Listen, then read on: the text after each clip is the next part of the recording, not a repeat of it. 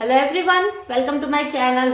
चलिए स्टार्ट करते हैं आज का टॉपिक। आज हम लोग डिस्कस करेंगे आंखों के बारे में। ठीक है फ्रेंड्स, इसके पहले की वीडियो में हम लोगों ने त्वचा की सुरक्षा और दांतों की सुरक्षा और बनावट को बहुत ही अच्छे से डिस्कस किया था। आज के टॉपिक में हम लोग डिस्कस करेंगे आंखों के बारे में। ठीक है, आंखों की सुरक्षा के बारे में डिस्कस करें उसके पहले एक छोटा सा कॉन्सेप्ट मैं आपको जो है देखने की क्रिया से संबंधित एक छोटा सा कॉन्सेप्ट क्लियर करना चाहूंगी, जिससे कि जब हम लोग चीज़ों को आगे पढ़ें तो अच्छे से चीज़ें समझ में आ जाए। तो फ्रेंड्स स्टार्ट करते हैं। तो सबसे पहले देखिए कि जो देखने की क्रिया होती है इसमें सबसे ज़्यादा ज़रूरी क्या होता है। तो सबसे ज़्यादा ज़रूरी होता है लाइट, यानी कि प्रकाश।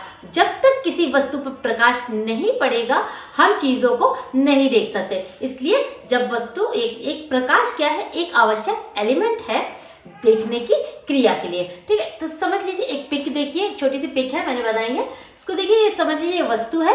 ठीक है, वस्तु है, इस पर क्या हो रहा है, इस पर प्रकाश पड़ रहा है। चीज़ों को ध्यान से समझिएगा कि ये वस्तु है, इस पर जो है वो प्रकाश पड़ रहा है और यही प्रकाश वस्तु से टकराकर हमारी आंखों पर पड़ता है। किस पर? आंखों पर।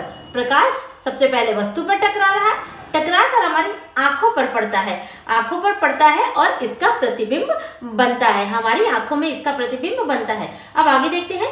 तो सबसे पहले देखिए प्रकाश हमारी आंखों के किस पार्ट से टकराता है। तो सबसे पहले टकराता है कॉर्निया से। ठीक है, कॉर्निया से टकराने के बाद यह पारदर्शक द्रव्य से यह पुतली में, पुतली के बाद यह लेंस तक पहुंचता है और लेंस के बाद दृष्टिपटल पर पहुंचता है, यानी जिसे कि रेटिना भी कहते हैं। ध्यान से समझिएगा, प्रकाश जो है आंखों पर पहुंच रहा है, आंखों पर पहुंचता है तो सबसे पहले टकराता है कॉर्निया, कॉर्निया से पारदर्शक द्रव्य से होते हुए यह कहाँ, पुतली से टकराता है, पुतली से फिर पार करते हुए यह आंखों के लेंस, यानी जो लेंस होता है वो कहाँ स्थित होता है, तो पुतली के पीछे लेंस स्थित होता है और लेंस के पीछे दृष्टिपटल, जिसे कि रेटिना भी कहते हैं। तो दृष्टिपटल यानी रेटिना कहाँ स्थित होता है, तो लेंस के पीछे।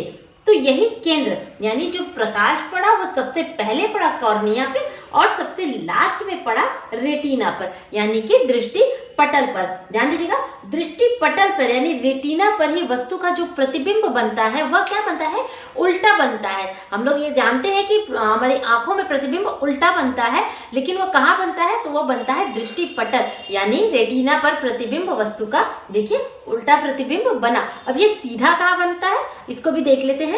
तो जब देखिए प्रतिबिंब उल्टा बना, इसके बाद जो दृष्टि तंत्रिका के द्वारा, यानी जो दृष्टि तंत्रिका होती है वह इसकी सूचना किसको पहुंचाती है, वह इसकी सूचना पहुंचाती है मस्तिष्क के दृष्टि केंद्र में वस्तु के होने की सूचना पहुंचाती है और वहीं पर इसका जो हमें आभास होता है उस सीधे के रूप में वही होता है। कहाँ पर होता है कि वस्तु कोई चीज़ अगर हमें सीधे दिखाई दे, इसकी सूचना तंत्रिका के द्वारा मस्तिष्क में पहुंचती है और मस्तिष्क के दृष्टि केंद्र में ही हमें उस वस्तु का सीधा आभास होता है।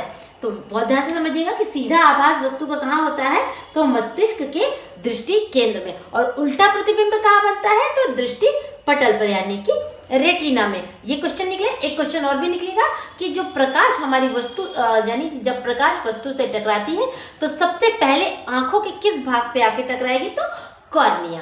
ठीक है, इस तरीके से ये 3 पॉइंट यहाँ से निकले और आप लोगों को कॉन्सेप्ट भी समझ में आ गया होगा कि जो देखने की क्रिया होती है वो कैसे होती है। अब आगे डिस्कस करेंगे हम लोग दृष्टि दोष को। ठीक है फ्रेंड्स, तो फ्रेंड्स चलिए देखते हैं कि कौन कौन से दोष होते हैं। तो सबसे पहले देखिए नेत्र के दोष, सबसे पहला है निकट दृष्टि दोष।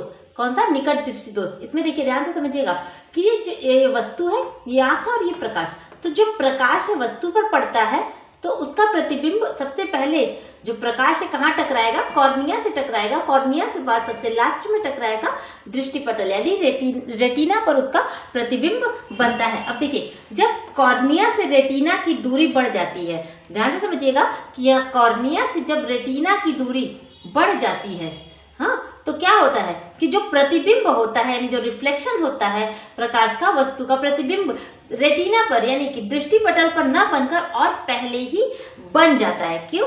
क्योंकि कॉर्निया से रेटिना की दूरी बढ़ जाती है तो जो प्रतिबिंब होता है वह और पहले ही बन जाता है, यानी कि सामने, रेटिना के सामने ही बन जाता है। इससे क्या होता है कि दूर की वस्तुएं नहीं दिखाई देती है। ठीक है, रीजन समझ में आ रहा है कि दूर की वस्तुएं क्यों नहीं दिखाई देती?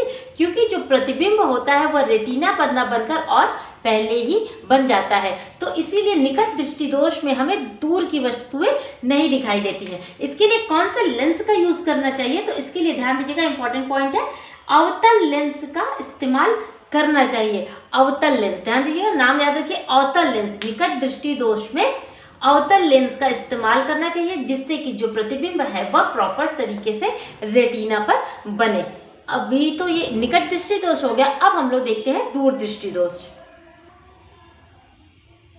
फ्रेंड्स चलिए आगे बढ़ते हैं, अब देखते हैं दूर दृष्टि दोष के बारे में। ठीक है, तो देखिए दूर दृष्टि दोष, निकट दृष्टि दोष में हम लोगों ने देखा था कि जो प्रतिबिंब बनता है वह रेटिना के सामने बनता है, लेकिन दूर दृष्टि दोष में क्या होता है कि जो प्रतिबिंब होता है, यानी जो वस्तु का प्रतिबिंब होता है वह रेटिना के पीछे बनता है। ध्यान से समझिएगा, निकट में तो आगे बनता है और दूर में जो है वह रेटिना के पीछे बनता है। देखिए प्रकाश का केंद्रीकरण रेटिना के जो है वह पीछे हो जाता है। इससे क्या होता है, पास की वस्तुएं, ध्यान से समझिएगा, पास की वस्तुएं स्पष्ट यानी साफ नहीं दिखाई देती। दूर दृष्टि दोष में पास की वस्तुएं साफ नहीं दिखाई देती, लेकिन और निकट दृष्टि दोष में, यानी निकट दृष्टि दोष में जो है वह दूर की चीजें साफ नहीं दिखाई देती, यानी दोनों का उल्टा है। इसके लिए कौन सा लेंस का इस्तेमाल करना चाहिए? तो इसके लिए जो है उत्तल लेंस का इस्तेमाल करना चाहिए। किसमें? दूर दृष्टि दोष में उत्तल लेंस, निकट दृष्टि दोष में अवतल लेंस। ठीक है, बात समझ में आ रही है? आगे देखते हैं। अभी तो ये देखिए ये दोष हो गए, अब देखिए ये रोग है। मोतियाबिंद क्या है? यह आंखों का एक प्रकार से आंखों का एक रोग है। इसमें क्या होता है, इसमें नेत्र के अंतःपटल पर, यानी कि जो रेटिना होता है, यानी जो दृष्टि पटल होता है, उस पर क्या होता है, एक श्वेत झिल्ली का जो है वह आवरण चढ़ जाता है, जिससे कि वस्तुएं हमें स्पष्ट साफ नहीं दिखाई देती, धुंधली दिखाई देने लगती हैं। इसके लिए क्या किया जाता है कि ऑपरेशन के द्वारा जो है यह श्वेत झिल्ली को हटा दिया जाता है और दृष्टि दोष को दूर कर दिया जाता है। ठीक है फ्रेंड्स, तो अभी ये चीज़ें आप लोगों को क्लियर हो गई। अब हम लोग डिस्कस करेंगे कि आंखों की सुरक्षा कैसे की जाती है और किस किस तरीके से हमें अपनी आंखों का ध्यान रखना चाहिए। तो फ्रेंड्स अब हम लोग आगे बढ़ते हैं। अब देखेंगे कि हम लोग नेत्र की सुरक्षा यानी कि आंखों की सुरक्षा कैसे की जानी चाहिए। सबसे पहला पॉइंट है कि पढ़ते समय जो किताब है यानी जो पुस्तक है उसकी दूरी कितनी होनी चाहिए? 1 या पौना फुट। ध्यान दीजिएगा कि पढ़ते समय पुस्तक की दूरी 1 या पौने फुट होनी चाहिए। एकदम पास रख के या एकदम दूर रख के किताब को नहीं पढ़ना चाहिए। ठीक है, इससे क्या होता है, आंखों पर जोर पड़ता है। अगर पास रख के भी पढ़ेंगे तब भी हमारी आंखों पर जोर पड़ेगा और हमारी आंखों को एक्स्ट्रा जो है एफर्ट लगाना पड़ेगा, और अगर ज़्यादा दूर रखेंगे तब भी हमारी आंखों को एक्स्ट्रा एफर्ट लगाना पड़ेगा। ठीक है, इसलिए एक कितनी दूरी आवश्यक है? तो 1 या पौन फुट। दूसरा पॉइंट है, पढ़ते समय या सिलाई करते समय, कोई भी महीन काम करते समय, बारीक काम करते समय उचित प्रकाश का प्रबंध होना चाहिए। उचित प्रकाश अगर नहीं रहेगा यानी लाइट नहीं रहेगी तो हम लोगों की आंखों को एक्स्ट्रा एफर्ट करना पड़ेगा वो काम करने के लिए। ठीक है, इंपॉर्टेंट पॉइंट देखिए, विटामिन ए पर्याप्त मात्रा में, यानी जो विटामिन ए हमारी आंखों के लिए सबसे आवश्यक एलिमेंट्स कौन सा है, सबसे आवश्यक इसेंशियल विटामिन कौन सा है? तो वो है विटामिन ए। ठीक है, तो विटामिन ए का हमारे भोजन में पर्याप्त मात्रा में उपलब्ध होना बेहद ज़रूरी है, बहुत ही ज़्यादा आवश्यक है। जो है विटामिन ए हमारी आंखों की सुरक्षा हमारी आंखों को पोषण प्रदान करता है। ठीक है, आगे देखते हैं।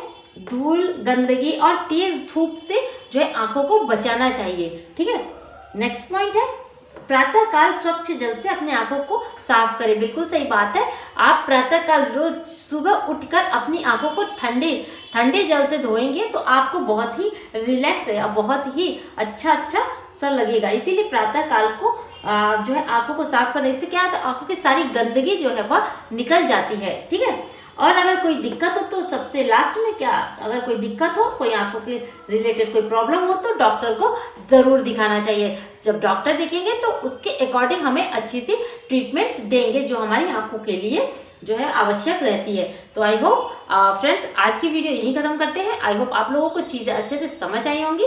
अगर समझ आई होंगी, पसंद आई होंगी तो वीडियो को लाइक करिए, ज़्यादा से ज़्यादा शेयर करिए और पसंद आए तो चैनल को सब्सक्राइब करना मत भूलिएगा। मिलते हैं अपने नेक्स्ट वीडियो में, तब तक के लिए थैंक यू।